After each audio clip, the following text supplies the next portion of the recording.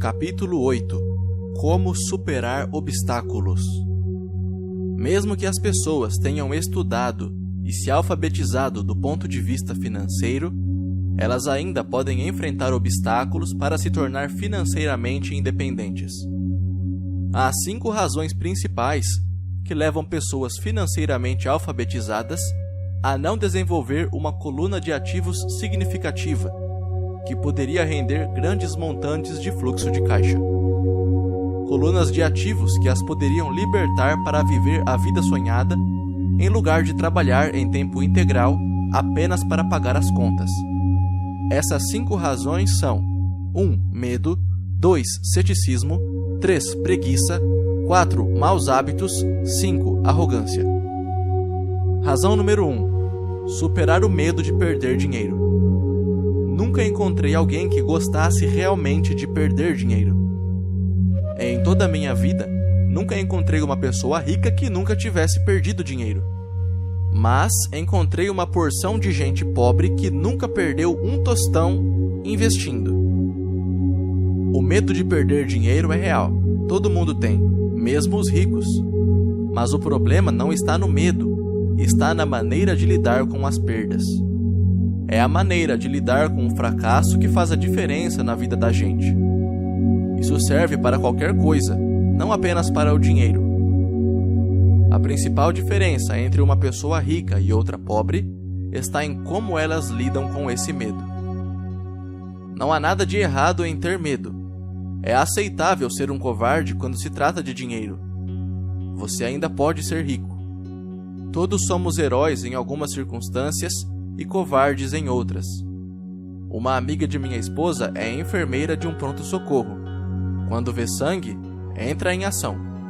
Quando falo em investir, ela sai correndo. Quando eu vejo sangue, não fujo, desmaio. Meu pai rico entendia as fobias relativas ao dinheiro. Algumas pessoas têm pavor de cobra. Algumas pessoas têm pavor de perder dinheiro. Ambas são fobias, dizia. Sua solução para a fobia de perder dinheiro era um pequeno verso: se você odeia risco e preocupação, comece cedo. É por isso que os bancos aconselham iniciar o hábito da poupança desde a juventude. Se você começar jovem, será fácil ser rico. Não vou me estender sobre isso, mas há uma grande diferença entre pessoas que começam a poupar aos 20 anos e as que começam aos 30. Uma diferença apreciável. Diz-se que um dos assombros do mundo é o poder dos juros compostos.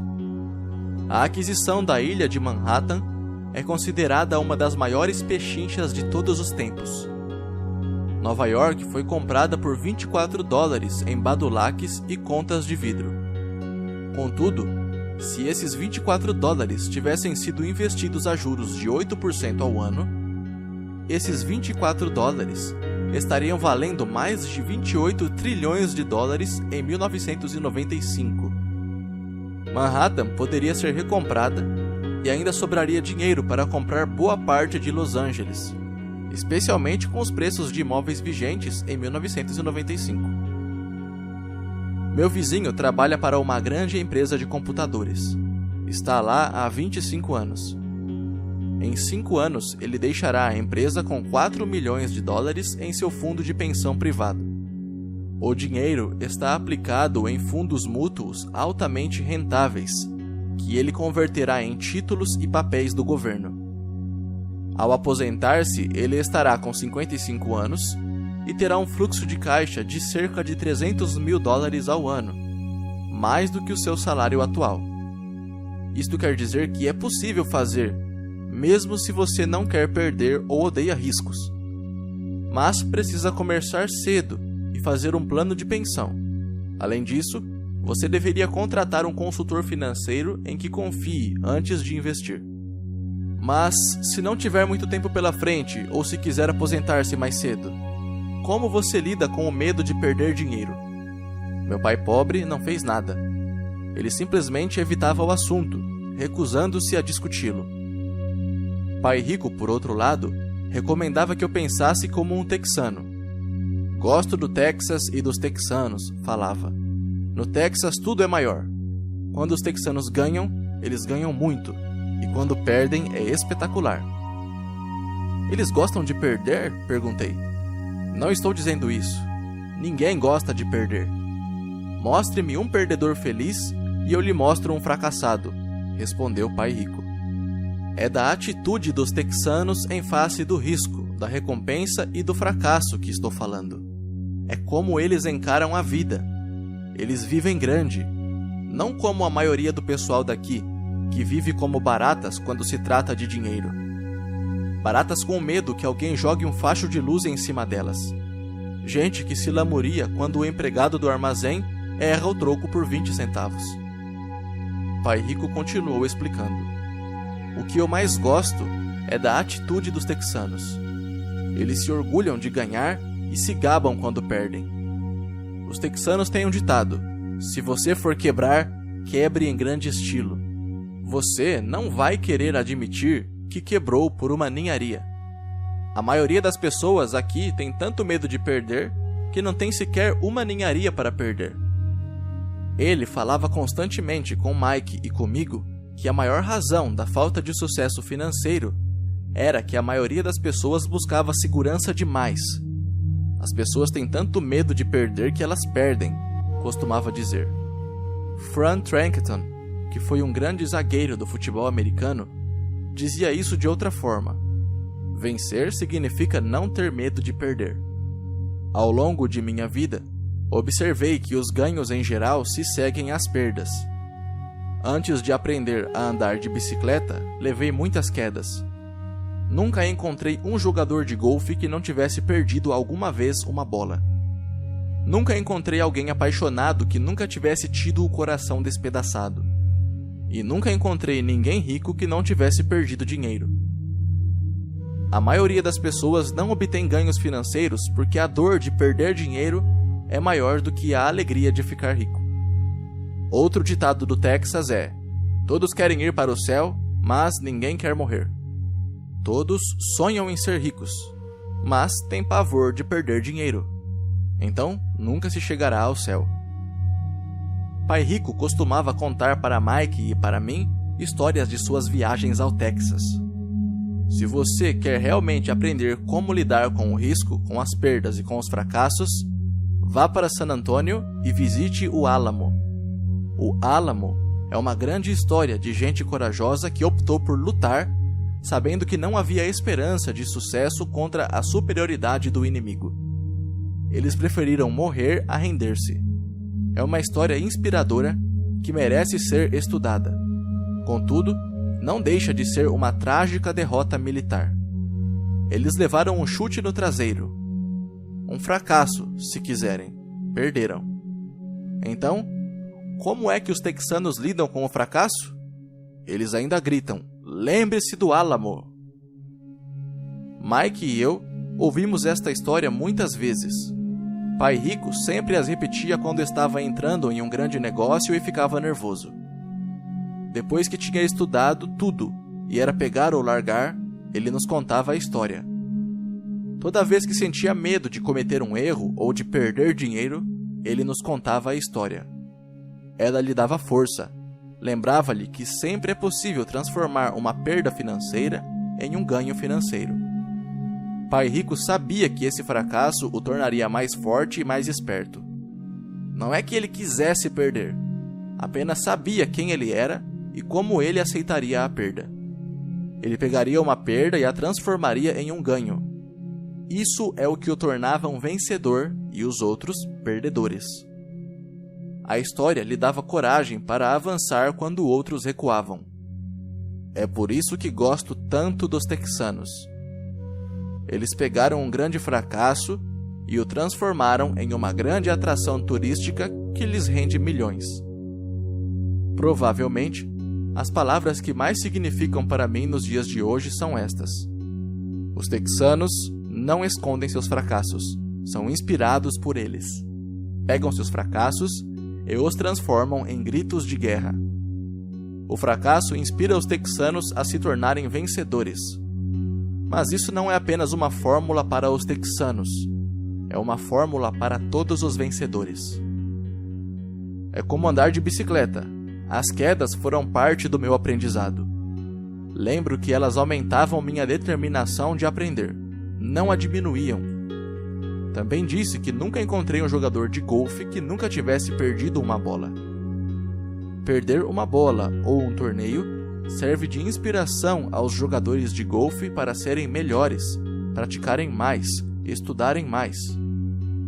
Isso é o que os aperfeiçoa. Para os vencedores, os fracassos são uma inspiração. Para os perdedores, o fracasso é uma derrota.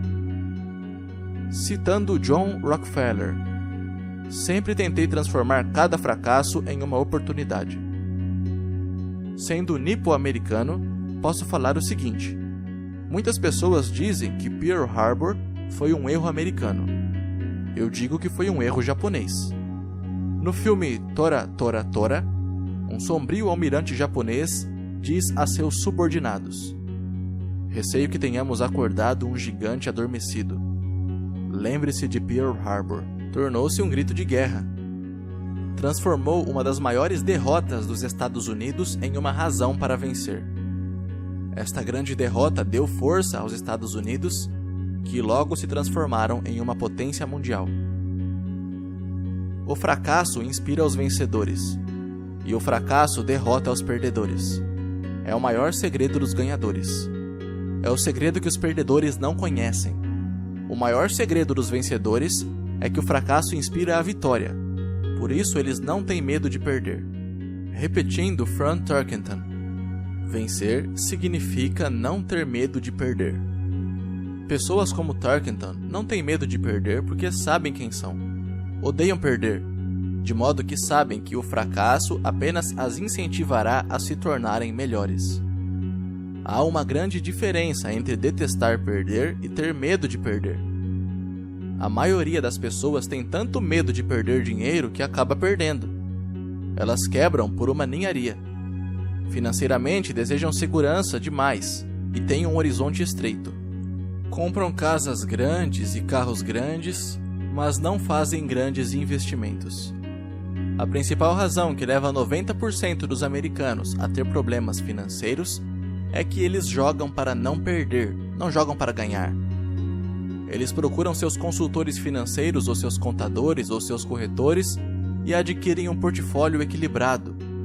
Muitos aplicam altas somas em certificados de depósito e em títulos de baixo rendimento, em fundos mútuos e em poucas ações. É um portfólio seguro e inteligente, mas não é um portfólio vencedor. É o portfólio de quem não quer perder. Não me entenda mal. É provavelmente um portfólio melhor do que o da média da população, mas isso é apavorante. Um portfólio seguro é melhor do que nenhum portfólio. É um grande portfólio para quem adora a segurança. Mas buscar a segurança e o equilíbrio em seu portfólio de aplicações não é a forma como jogam os investidores bem-sucedidos. Se você tem pouco dinheiro e quer ficar rico, você deve estar focado, não equilibrado. Se você observar qualquer pessoa bem-sucedida, verá que no início elas não estavam equilibradas. Pessoas equilibradas não vão a lugar algum, ficam em um lugar. Para progredir, é preciso, no início, de um desequilíbrio. Veja como você progride quando anda. Thomas Edison não estava equilibrado, estava focado. Bill Gates não estava equilibrado, estava focado. Donald Trump está focado. George Soros está focado. George Patton não distribuiu seus tanques por uma área ampla. Ele os focou e arrasou os pontos fracos da linha alemã. Os franceses se espalharam pela linha Maginot e você sabe o que aconteceu com eles. Se você tem algum desejo de ser rico, você deve focar. Pôr uma porção de ovos em umas poucas cestas. Não fazer o que fazem os pobres e a classe média. Põe poucos ovos em muitas cestas. Se você odeia perder, procure a segurança. Se perder ou enfraquece, procure a segurança. Procure aplicações equilibradas. Se você tem mais de 25 anos e está apavorado em assumir riscos, não mude. Procure a segurança, mas comece cedo. Comece a formar suas poupanças cedo, porque vai levar muito tempo. Mas, se você tem sonhos de liberdade, a primeira coisa a perguntar-se é: qual a minha reação ante o fracasso? Se o fracasso o inspirar a ganhar, talvez você deva seguir adiante, mas só talvez. Se o fracasso o enfraquece ou o leva ao desespero, como os garotos mimados que correm ao advogado para processar alguém toda vez que as coisas não saem do seu jeito, então procure a segurança, fique com seu emprego, ou compre títulos ou fundos mútuos. Mas lembre que esses instrumentos financeiros também têm seus riscos, mesmo sendo muito mais seguros. Digo tudo isso citando os texanos e Frank Trankenton, porque aumentar a coluna de ativos é fácil. É realmente um jogo que não exige grandes atitudes, não exige muita instrução. A matemática do primeiro grau resolve. Mas aumentar a coluna de ativos é um jogo de atitude. Exige garra, paciência e resistência ante o fracasso. Os perdedores evitam o fracasso, e o fracasso transforma perdedores em vencedores. Lembre-se do Álamo. Razão número 2. Superar o ceticismo. O céu está caindo, o céu está caindo. Todos nós conhecemos a história da galinha pessimista que corria em torno do terreiro anunciando o fim do mundo. Todos conhecemos gente assim, mas todos temos uma galinha pessimista dentro de nós. Como já disse em outra ocasião, o cético é verdadeiramente uma galinha pessimista. Todos nós parecemos com a galinha pessimista quando o medo e a dúvida toldam nossos pensamentos. Todos nós temos dúvidas. Não sou inteligente, não sou tão bom assim, fulano é melhor do que eu. Nossas dúvidas muitas vezes nos paralisam. Jogamos o jogo do e se? E se a economia entrar em colapso logo depois de eu fazer um investimento? E se eu me descontrolar e não conseguir pagar as dívidas? E se as coisas não funcionarem como planejado? Ou temos amigos ou pessoas amadas que nos lembram sempre nossas falhas. Eles dizem frequentemente: o que o faz pensar que você pode fazer isso? Se fosse uma ideia tão boa, então como foi que ninguém se lembrou disso antes? Isso nunca vai dar certo. Você não sabe do que está falando. Essas palavras de dúvida muitas vezes calam tão profundamente que deixamos de agir. Um sentimento horrível aperta nosso estômago. Às vezes não conseguimos dormir. Não andamos para a frente, de modo que ficamos com a segurança e abandonamos as oportunidades. Observamos a vida passando por nós, enquanto sentamos imobilizados com um frio no corpo. Todos já passamos por isso na vida, alguns mais do que outros.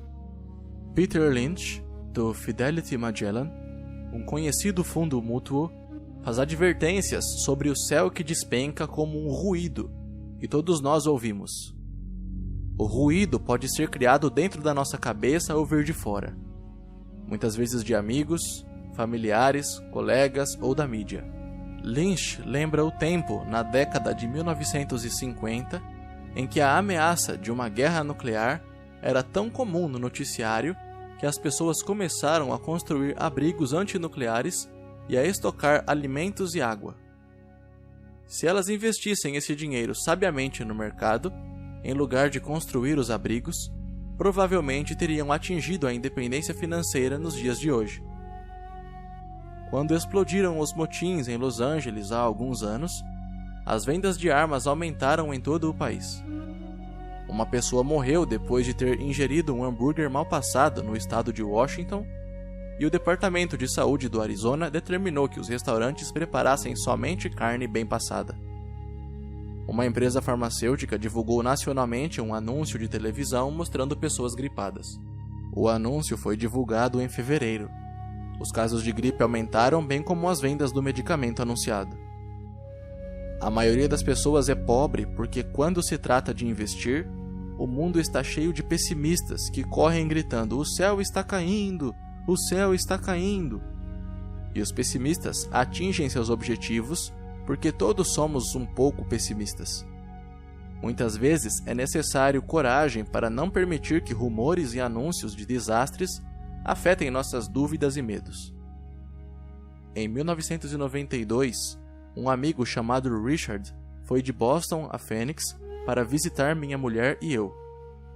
Ele estava impressionado com o que tínhamos feito por meio de ações e imóveis. Os preços dos imóveis em Phoenix estavam deprimidos. Passamos 2 dias mostrando-lhe o que considerávamos excelentes oportunidades de geração de fluxo de caixa e de valorização de capital. Minha mulher e eu não somos verdadeiramente corretores imobiliários, somos apenas investidores. Depois de identificar uma unidade em um condomínio de lazer, chamamos o corretor que a vendeu para Richard naquela mesma tarde. O preço era de apenas $42.000 para uma casa de 2 quartos. Unidades semelhantes estavam sendo vendidas a $65.000. Meu amigo achou que era uma pechincha, fechou o negócio e voltou para Boston. 2 semanas depois, o corretor ligou dizendo que meu amigo tinha voltado atrás. Liguei imediatamente para ele a fim de saber o que ocorrera. Tudo o que ele disse foi que falou com um vizinho e este lhe disse que era um mau negócio. O preço era alto demais. Perguntei a Richard se o vizinho era um investidor. Richard respondeu, não. Quando eu lhe perguntei por que então lhe dava ouvidos, meu amigo partiu para a defensiva e simplesmente disse que preferia procurar um pouco mais. O mercado imobiliário de Phoenix se recuperou e, por volta de 1994, aquela pequena unidade estava sendo alugada por $1.000 a $2.500 mensais nos meses de inverno. Seu valor alcançava, em 1995, $95.000. Tudo o que Richard teria precisado era dar uma entrada de $5.000 e já teria dado o primeiro passo para sair da corrida dos ratos. Até hoje ele não fez nada. E as pechinchas de Phoenix ainda estão por aí, só que agora é preciso procurar bem mais. O recuo de Richard não me surpreendeu. É o chamado remorso do comprador e afeta a todos. São essas dúvidas que atrapalham. O pessimismo ganhou e perdeu-se uma chance de libertação. Outro exemplo. Uma pequena parte de meus ativos está aplicada em certificados de gravame de impostos em lugar de certificado de depósitos. Assim, meu dinheiro rende 16% ao ano, o que sem dúvida é melhor do que os 5% que o banco oferece. Esses certificados são garantidos por imóveis e são estabelecidos por leis estaduais, o que também é melhor do que o que a maioria dos bancos oferece. A fórmula em que estão embasados os torna seguros. Eles só não têm liquidez, de modo que eu os considero certificados de depósito com prazo de 2 a 7 anos.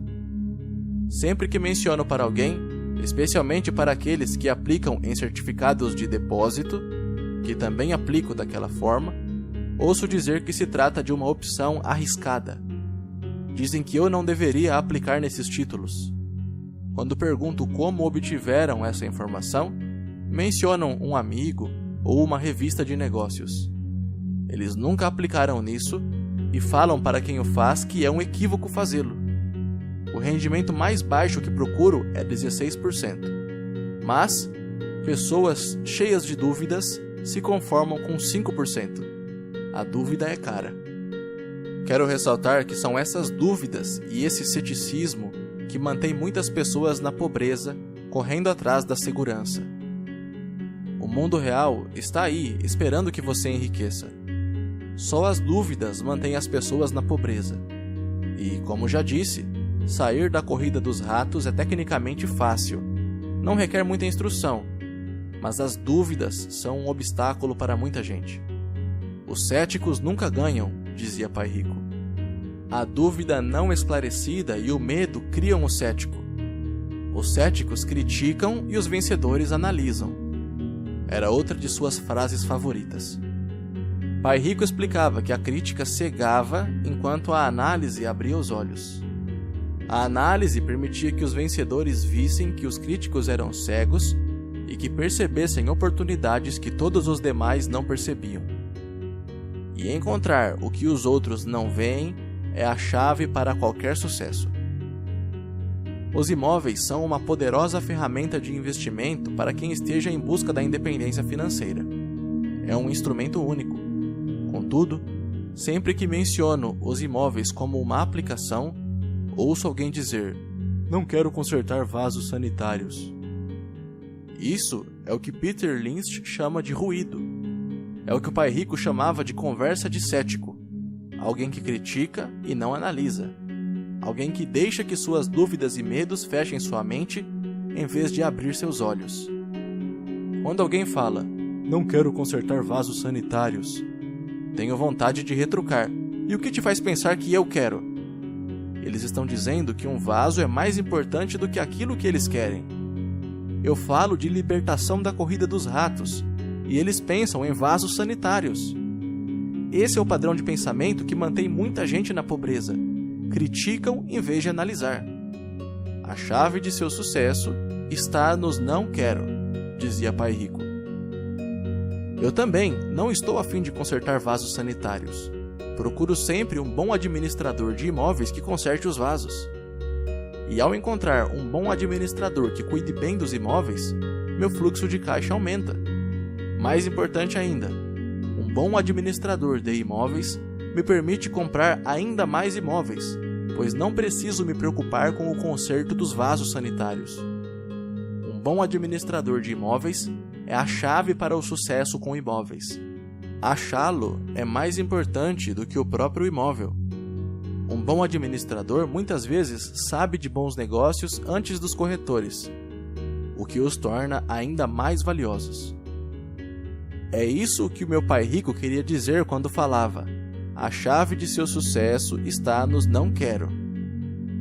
Como eu também não quero consertar vasos, descobri uma forma de comprar mais imóveis e apressar minha saída da corrida dos ratos. As pessoas que continuam falando "não quero consertar vasos sanitários" muitas vezes se privam desse poderoso instrumento de investimento.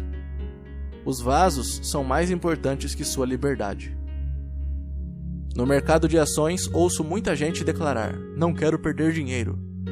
Bom, o que os leva a pensar que eu ou qualquer outra pessoa gostamos de perder dinheiro? Eles não ganham dinheiro porque optam por não perder dinheiro.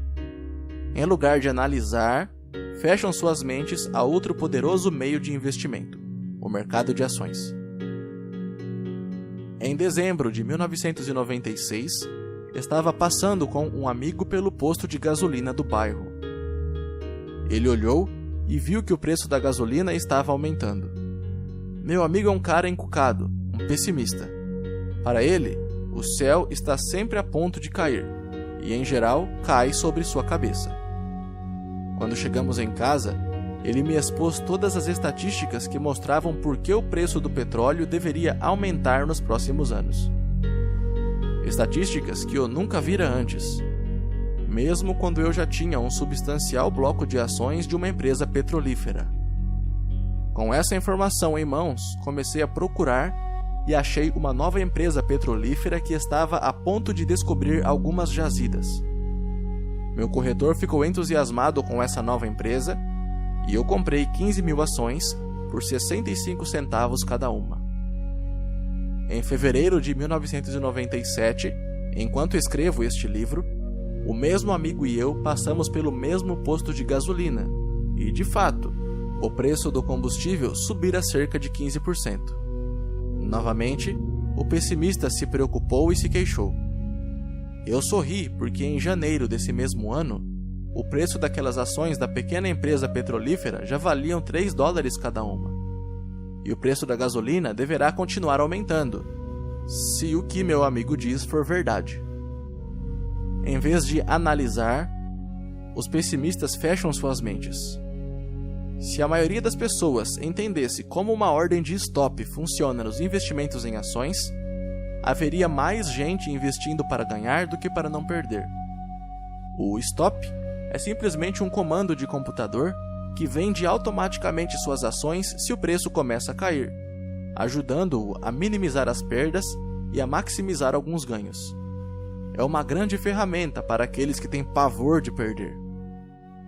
Por isso, sempre que ouço pessoas preocupadas com os "não quero", Em vez de pensar no que querem, sei que o ruído de suas cabeças deve ser grande. O pessimista se apoderou delas e grita: o céu caiu e os vasos sanitários estão enguiçando. Assim, elas evitam os seus não quero, mas pagam um preço alto. Nunca conseguirão o que querem na vida. Pai Rico me mostrou uma maneira de olhar o pessimista. Faça o que fez o Coronel Sanders. Com 66 anos, ele perdeu seu negócio e começou a viver da aposentadoria da Seguridade Social. Não era o suficiente. Ele começou a percorrer o país tentando vender sua receita de galinha frita. Ela foi recusada 1009 vezes antes que alguém dissesse sim. E ele acabou se tornando um multimilionário em uma idade em que a maioria das pessoas está desistindo. Ele era um homem corajoso e tenaz, dizia Pai Rico a respeito de Harlan Sanders. Assim, quando você estiver em dúvida e um pouco receoso, faça o que o Coronel Sanders fez com sua galinha. Ele a fritou. Razão número 3. A preguiça. Pessoas ocupadas são, com frequência, preguiçosas. Todos nós conhecemos histórias do homem de negócios que trabalha arduamente para ganhar dinheiro. Ele dá duro para ser um bom provedor de sua mulher e de seus filhos. Ele passa longas horas no escritório e leva trabalho para casa nos fins de semana. Um dia, ao chegar em casa, encontra-a vazia. Sua esposa foi embora com as crianças. Ele sabia que estava tendo problemas com a esposa, mas, em vez de esforçar-se em fortalecer a relação, ele se dedicou ao trabalho. Desiludido, seu desempenho no emprego declina e ele é demitido. Hoje em dia, encontro frequentemente gente muito ocupada para cuidar de sua riqueza. E há pessoas muito ocupadas para cuidar da própria saúde. A causa é a mesma. Estão ocupadas e continuam ocupadas como forma de evitar algo que não desejam enfrentar. Ninguém precisa lhes dizer isso. No seu íntimo elas sabem. De fato, se você falar sobre o assunto com elas, elas respondem muitas vezes com raiva ou irritação.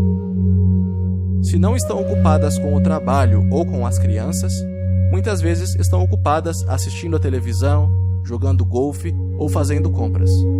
Contudo, lá no fundo sabem que estão fugindo de algo importante. Essa é a forma mais comum de preguiça, a preguiça mantendo-se ocupado. E qual é a cura para a preguiça? A resposta está em um pouco de ambição. Muitos nós fomos educados pensando que a ambição ou a ganância é algo ruim. Pessoas gananciosas são más, dizia minha mãe. Contudo, todos nós temos o desejo de possuir coisas belas, novas ou empolgantes. Para manter essa emoção de desejo sob controle, muitas vezes os pais encontram formas de suprir esse sentimento com culpa. Você só pensa em você mesmo, não sabe que tem irmãos e irmãs? Era uma das frases favoritas da minha mãe. Ou, você quer que eu compre o que para você? Repetia meu pai. Você pensa que fabricamos dinheiro? Você pensa que o dinheiro dá em árvore? Você sabe que não somos ricos. Não eram tantas palavras, mas o sentimento de culpa que as acompanhava, o que me deixava possesso. O reverso da criação desse sentimento de culpa era: sacrifico minha vida para lhe comprar isto. Estou comprando para você porque nunca tive coisas assim quando criança. Tenho um vizinho que está totalmente falido, mas que não consegue colocar o carro na sua garagem. A garagem está cheia de brinquedos das crianças. Esses garotos mimados têm tudo o que sonham. Não quero que saibam o que é passar necessidade, diz o pai. Ele não tem um tostão guardado para mandar os filhos para a universidade ou para ele mesmo se aposentar. Mas seus filhos têm todos os brinquedos possíveis. Recentemente recebeu pelo correio um novo cartão de crédito e levou os filhos para conhecer Las Vegas. Faço isso pelos garotos, diz com ar de grande sacrifício. Pai Rico proibia que se dissesse, não dá para comprar. Na casa de minha família de verdade, escutava isso a toda hora. Já Pai Rico queria que seus filhos dissessem, como posso comprar isso? Ele considerava que as palavras "não dá para comprar" fechavam o cérebro. Você não precisava pensar mais. Como posso comprar isso? Era uma forma de abrir a mente. Obrigava você a pensar e buscar alternativas. Mais importante do que isso, ele considerava que "não dá para comprar" é uma mentira. E o espírito humano sabe disso. O espírito humano é poderoso, muito poderoso, dizia. Quando sua mente preguiçosa repete "não dá para comprar", uma guerra se estabelece dentro de você. Seu espírito se enfurece e sua mente preguiçosa deve defender a mentira dita. O espírito grita: Vamos para a academia fazer exercícios." E a mente preguiçosa responde: "Estou cansada, trabalhei muito hoje." Ou o espírito humano diz: "Estou cansado de ser pobre, vamos sair daqui e enriquecer." E a mente preguiçosa fala: "Pessoas ricas são gananciosas. Além disso, dá muito trabalho, não é seguro. Posso perder dinheiro. Do jeito que está, já trabalho muito. Já tenho que fazer coisa demais no emprego. Veja o que tenho de fazer hoje à noite. O chefe quer que eu entregue de manhã." Não dá para comprar também traz tristeza. Uma sensação de desamparo que leva ao desânimo e muitas vezes à depressão. Apatia é outra palavra que se aplica. Como posso comprar isso? Abre possibilidades, empolgação e sonhos. Pai Rico não estava tão preocupado com o que você queria comprar, mas esse "como posso comprar isso?" fortalece a mente e dinamiza o espírito. Assim, raramente ele dava alguma coisa a Mike ou a mim. Em vez disso, perguntava: "Como você pode comprar isso?" E isso incluía a mensalidade da universidade que nós já tínhamos de pagar com o nosso dinheiro. Não era o objetivo, mas o processo de atingir o objetivo que desejávamos, o que ele procurava passar para nós. O problema é que hoje sinto que milhões de pessoas se sentem culpadas por sua ambição. É um condicionamento que vem da infância. Elas desejam ter melhores condições que a vida oferece. A maioria foi condicionada, entretanto, a dizer subconscientemente: "Você não pode ter isso", ou "Você não conseguirá comprar isso nunca." Quando decidi sair da corrida dos ratos, havia uma questão simples: como posso conseguir não voltar a trabalhar mais? E minha mente começou a disparar respostas e soluções. A parte mais difícil foi romper com os dogmas de minha família de verdade.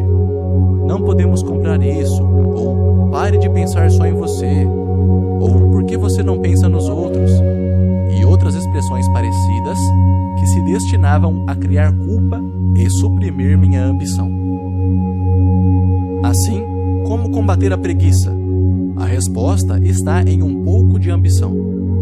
É como diz aquela estação de rádio W2FM: "O que há aí para mim?" A pessoa precisa sentar e pensar: "O que há aí para mim se sou saudável, sexy e tenho boa aparência? Como seria minha vida se eu nunca tivesse de voltar a trabalhar? O que seria de mim se eu tivesse todo o dinheiro de que preciso?" Sem esse pouco de ambição, não há o desejo de ter algo melhor, de progredir. Vamos à escola e estudamos muito porque queremos algo melhor. Então, sempre que você se flagrar evitando algo que você sabe que deveria realizar, a única coisa a fazer é perguntar-se: "O que há aí para mim?" Seja um pouco ambicioso. É a melhor cura para a preguiça. Contudo, ambição demais, como todo exagero, não é bom. Mas lembre-se do que Michael Douglas falava no filme Wall Street: a ambição é boa. Pai Rico falava de forma diferente: a culpa é pior do que a ambição, pois a culpa nos rouba a alma. E, para mim, quem falou melhor foi Eleanor Roosevelt: faça o que seu coração acha certo. De qualquer forma, você será criticado. Você estará perdido se fizer e perdido se não fizer. Razão número 4. Maus hábitos. Nossas vidas são mais um reflexo de nossos hábitos do que de nossa educação. Depois de ver o filme Conan, protagonizado por Arnold Schwarzenegger, um amigo falou: adoraria ter o corpo de Schwarzenegger. Vários caras concordaram. Ouvi dizer que antes ele era magro e fraco, acrescentou outro amigo. Também já ouvi isso, acrescentou outro. Dizem que ele malha todos os dias na academia. Aposto que sim. O quê? Exclamou o cínico do grupo. Aposto que é assim de nascença. Vamos mudar de assunto e tomar umas cervejas. Este é um exemplo de comportamento controlado pelos hábitos. Lembro-me de fazer perguntas a Pai Rico sobre os hábitos dos ricos. Em vez de dar uma resposta direta, ele tentou ensinar pelo exemplo como costumava fazer. Quando seu pai paga as contas dele? Perguntou o Pai Rico. No início do mês, respondi. E sobra alguma coisa? Prosseguiu o Pai Rico. Pouco, disse eu. É por isso que ele tem dificuldades, falou o Pai Rico. Ele tem maus hábitos. Seu pai paga primeiro todos os outros. Ele paga a si mesmo por último, mas só se sobrar alguma coisa. O que em geral não acontece, comentei. Mas ele tem de pagar as contas, não tem? O senhor está dizendo que ele não deveria pagar as contas? Claro que não, disse Pai Rico. Acredito firmemente em pagar minhas contas no prazo. Só que eu pago a mim mesmo em primeiro lugar, mesmo antes de pagar ao governo. Mas o que acontece se o senhor não tiver dinheiro que chegue? Retruquei. O que o senhor faz então? A mesma coisa, prosseguiu o Pai Rico. Primeiro pago a mim mesmo. Mesmo se tiver pouco dinheiro, minha coluna de ativos é muito mais importante para mim do que o governo. Mas, continuei. Eles não vão atrás do senhor? Sim, se você não pagar, disse Pai Rico. Olhe, não estou falando para não pagar. Só que eu pago a mim mesmo primeiro, mesmo quando tenho pouco dinheiro. Mas como é que o senhor consegue isso? Disse eu. A questão não é como, a questão é por quê, replicou o Pai Rico. Ok, por quê? Motivação, falou o Pai Rico. Quem reclamará mais se eu não pagar? Eu ou meus credores?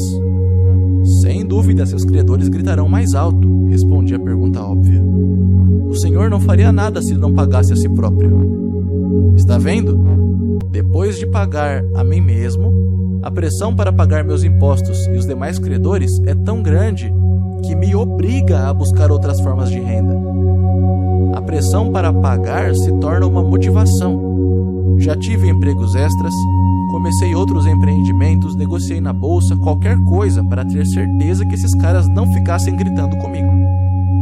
Essa pressão me fez trabalhar mais, me obrigou a pensar, e tudo isso me tornou mais esperto e mais ativo no que se refere a dinheiro. Se deixasse para me pagar no final, não teria sentido as pressões e estaria quebrado. Quer dizer que é o medo do governo ou de outras pessoas a quem deve dinheiro que o motiva? Certo, disse Pai Rico. Você vê, o pessoal do governo é forte, os demais credores também. A maioria das pessoas se rende a esses tiranos. Elas pagam a eles e nunca se pagam a si próprias. Você conhece a história do fracote a quem atiram areia na cara? Abanei a cabeça afirmativamente. Já vi esse anúncio de aulas de fisiculturismo nos gibis muitas vezes. Bem, grande parte das pessoas deixa que os fortes lhe joguem areia na cara.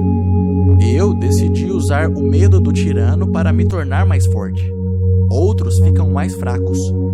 Ao me forçar a pensar em como ter mais dinheiro, estou fazendo como quem vai malhar na academia. Quanto mais trabalho os músculos de minha mente, mais forte me torno. Agora não tenho medo desse pessoal. Gostei do que Pai Rico estava falando. Então, se eu pagar a mim mesmo primeiro, ficarei mais forte financeira, mental e fisicamente. Pai Rico concordou. E se eu me pagar por último ou deixar de me pagar, fico mais fraco. Chefes, administradores, credores e locadores ficarão me perturbando a vida inteira, só porque não tenho bons hábitos quanto ao dinheiro. Igualzinho ao fracote do anúncio, disse Pai Rico.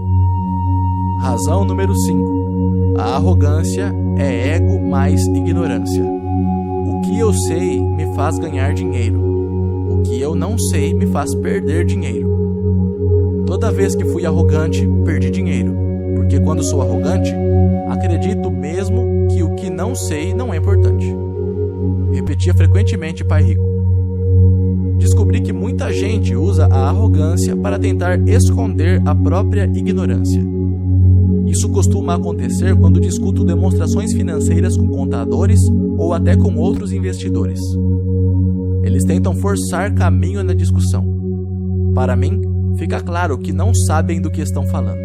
Não estão mentindo, mas também não estão falando a verdade. Há muita gente no mundo do dinheiro, das finanças e do investimento que não tem nenhuma ideia do que está falando. A maioria das pessoas do setor fica fazendo proposições de venda vazias, como as de um vendedor de carros usados. Quando você for ignorante a respeito de um assunto, comece a instruir-se achando um especialista ou um livro sobre o tema.